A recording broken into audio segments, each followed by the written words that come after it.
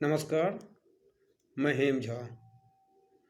दोस्तों, 3 राज्यों छत्तीसगढ़, मध्य प्रदेश और राजस्थान में जो बीजेपी की बम्पर जीत हुई थी और जो मुख्यमंत्री की घोषणा हुई है, छत्तीसगढ़ और मध्य प्रदेश में तो आज शपथ ग्रहण समारोह भी हो गया और राजस्थान में कल या परसों शपथ ग्रहण होने हैं। तीनों जगह बीजेपी या यूँ कहे कि प्रधानमंत्री मोदी ने जातिगत समीकरण को ध्यान में रखते हुए कैंडिडेट को चुना है।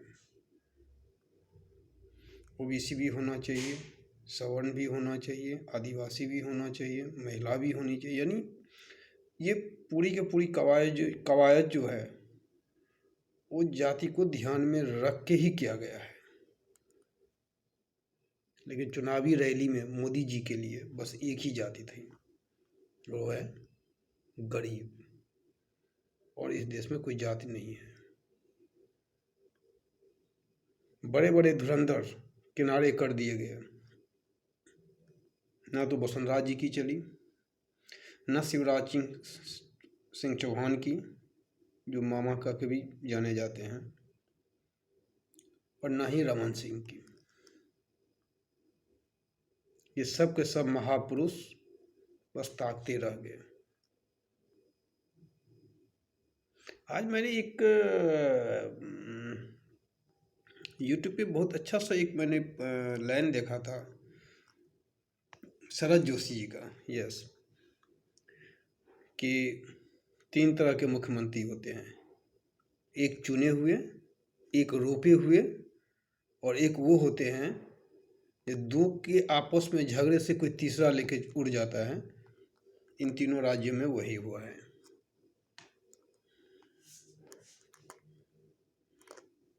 लेकिन इसमें रोपा हुआ भी है और 2 के बीच में तीसरे को जो लेके उड़ जाने वाली बात है वो भी है यहाँ पे। लेकिन जो भी है ये है पूरा का पूरा जातिगत समीकरण को ध्यान में रखते हुए और आगामी 2024 के चुनाव को ध्यान में रखते हुए ही ये सब निर्णय लिया गया है। क्योंकि जिन नामों की घोषणा या जिन्होंने शपथ लिए हैं, ये मध्य प्रदेश में मोहन यादव या छत्तीसगढ़ में विष्णुदेव साय या राजस्थान में भजन लाल शर्मा, दूर दूर तक किसी ने मतलब एक कहते हैं ना कि थोड़ा सा अनुमान भी कर लेना कि ये सब भी हो सकते हैं। ये तो कतार में थे ही नहीं, क्योंकि मोदी जी को कुछ सरप्राइज देने की मतलब एक उनकी टेंडेंसी हो गई है कि हम सरप्राइज दे रहे हैं सबको, आप सब अनुमान करते रहिए, मैंने ये कुछ अलग ही प्लान कर रखे हैं। उनकी नामों की घोषणा जो हो वो मैं उनको अंडर एस्टिमेट भी नहीं ले रहा हूँ, वो तो आने वाला कल बताएगा।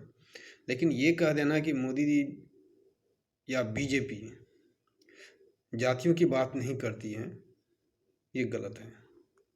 जातियों की ही बात करती है। और ऊपर से अगर मोदी जी द्वारा किया गया कोई चीज़ हो तो वो तो बहुत दूर तक सोच के ही किया जाता है कि मोदी जी कोई चीज़ ऐसे तो करते नहीं हैं। इसलिए जब भी इन तीनों नामों की घोषणा हुई है ना, तो सीधे इन तीनों राज्यों से इसका जो प्रभाव है वो यूपी और बिहार पे पड़ना लाजमी है। ये मीडिया में खबरें धड़ाधड़ चल रही है। आज का दैनिक भास्कर का हेडलाइंस है राजस्थान में मोदी के भजन। मैं इसका अर्थ नहीं समझ पाया मैं। ये हेडलाइन मैनेजमेंट कहा जाता है इस सब ऐसे चीज़ों को। ये चल रहा है।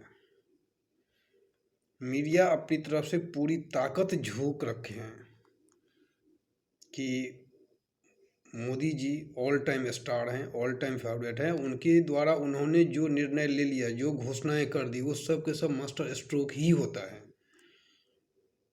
उससे नीचे तो कुछ चलता ही नहीं, वो सब बाउंड्री के बाहर ही जाते हैं। हमेशा मोदी जी को चौके छक्के मारने की आदत सी हो गई। ये मीडिया एक तरह से पूरी तरह से प्लांट कर रखे हैं इन सब चीज़ों को, एक धारणा बना रखी है। लेकिन इन सब नामों से, अगर इन सब नामों में जातिगत समीकरण को ही ध्यान में रख के किया गया इन तीनों मुख्यमंत्रियों का, तो पार्टी को भी खुल के कहना चाहिए नहीं, जाति है मेरे लिए इम्पोर्टेंट है। जाति कैसे नहीं है? अगर राहुल गांधी जातीय जनगणना की बात कर रही हैं तो फिर आप मानिए कि हाँ सही है, मैं तैयार हूँ। फिर एक ही जाति कैसे है? गरीब ही है, गरीब क्या? गरीब भी तो कोई जाति ही होता है ना, तो फिर जाति कैसे नहीं है?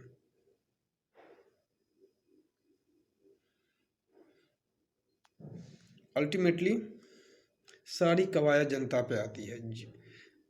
आज के समय में जनता को ही सोचना पड़ेगा और समझना पड़ेगा और निर्णय लेना पड़ेगा। अगर जनता ये समझ रही है कि मैं कोई समाचार देख रहा हूँ और अपना परसेप्शन बना रहा हूँ या मैं उसके हिसाब से अपना निर्णय लूँगा, तो फिर जनता गलत सोच रही है। समाचार माध्यम तो कब का ख़त्म हो गया, वो तो बस एक प्रचारक भर के रह गए हैं। धन्यवाद।